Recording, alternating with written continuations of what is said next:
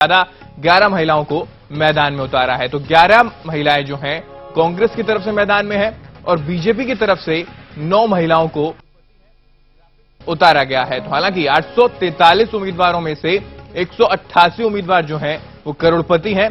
Graphics के जरिए हम आपको थोड़ा समझाना चाह रहे हैं कि दूसरे चरण में अंबिकापुर सीट से कांग्रेस के जो त्रिभुवनेश्वर शरण सिंह हैं वो सबसे अमीर उम्मीदवार हैं।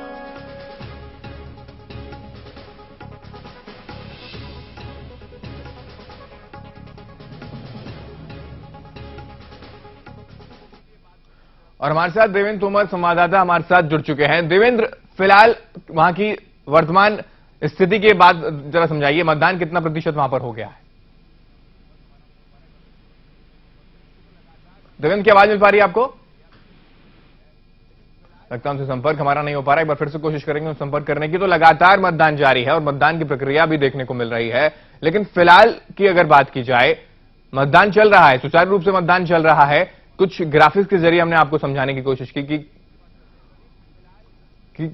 और इस बीच हमारे साथ प्रदीप परियार हमारे संवाददाता हमारे साथ बने हुए हैं। प्रदीप के पास चलते हैं। प्रदीप, फिलहाल हम मतदान की बात कर रहे हैं, मतदान के प्रतिशत लगातार देखने को मिल रहा है और सीधे प्रदीप रुक करते हैं। प्रदीप, फिलहाल की स्थिति की अगर बात करें प्रदीप, तो मतदान हो चुका, मतदान चल रहा है और मतदान चलते चलते जो प्रतिशत है वो भी बढ़ता हुआ नजर आ रहा है और यहां पर बीच में ये भी खबर मिल रही है कि बहिष्कार की स्थिति भी।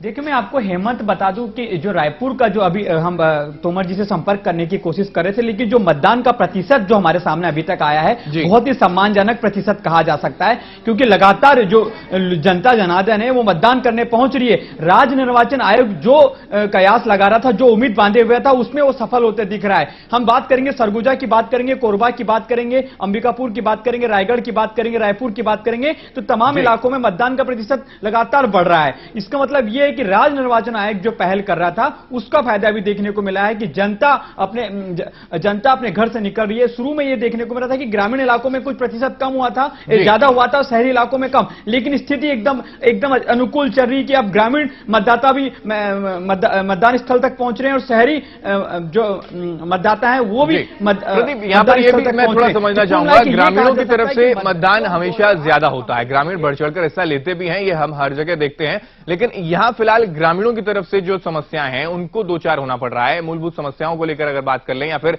ये कहें कि स्कूल वहां पर नहीं बनते तो बहिष्कार का ऐलान उनकी तरफ से कर दिया जाता है। शहरी में तो मतदान चल रहा है, लेकिन ग्रामीणों में स्थिति थोड़ी खराब दिखाई दे रही है।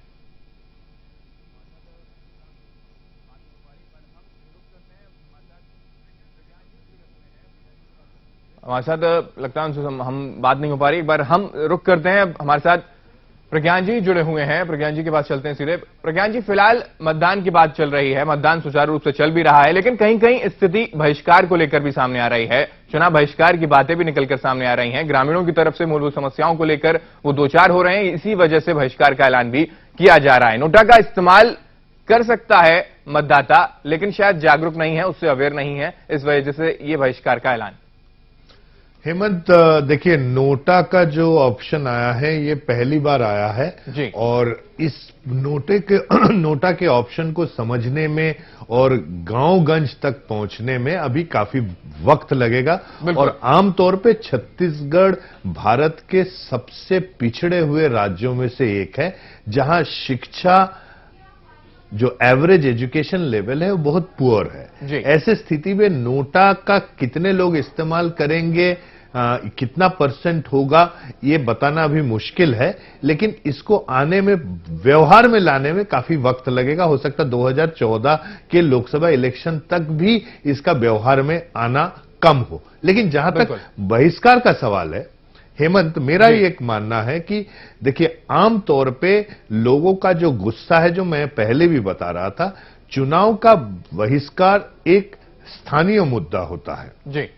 ये आमतौर पे जो एमएलए हैं, जनप्रतिनिधि हैं, उनके खिलाफ गुस्से का इजहार होता है और ये छोटी छोटी चीजों को लेके होती है, सड़क, बिजली, पानी। मुझे आज भी याद है, लखनऊ जैसे शहर से 20 किलोमीटर के दायरे में एक गांव है जहां आज तक लोगों ने वोट नहीं डाला। दिल्ली में भी 60 किलोमीटर के दायरे में एक गांव है जहां आज तक लोगों ने वोट नहीं डाला, जहां लोगों को पहुंचने के लिए आज भी